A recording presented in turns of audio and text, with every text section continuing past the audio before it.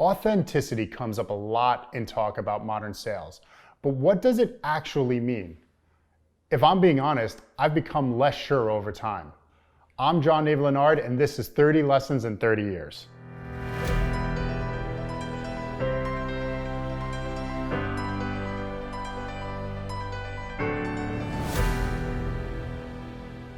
Listen, no one wants to deal with someone who is fake. Consumers want you to be authentic, and you want to be authentic in your ability to connect. It all makes sense.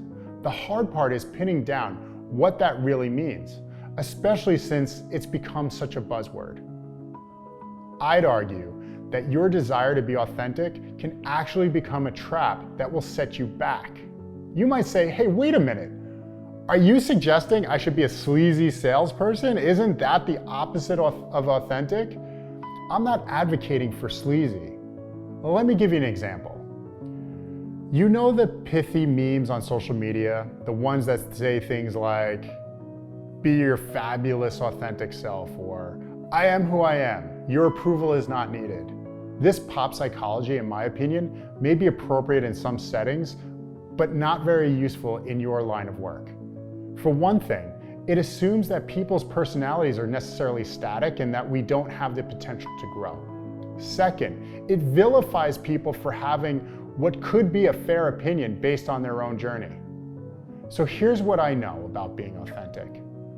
I know that I have some set of principles around how I want to treat people with dignity. I want to be treated with dignity in return, and I want to be professional. I want to be proud of the work I do so I may build a legacy for my family. I knew I wanted to be a leader of a team 10 years ago, but I did not possess the skills or the temperament to deserve to lead much of anyone.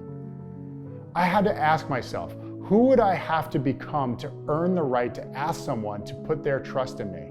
I say that I'm being as authentic today as I was 10 years ago. It's just that that person from 2010 has evolved. I put in a lot of hard work to gain the skills needed for leadership. On the other hand, someone might change over time and become less appealing as a leader or even as an agent. This goes back to the journey we are all on.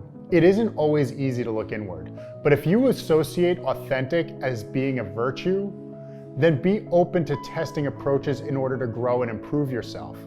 With that comes a sense of understanding and professionalism. Your version of authenticity.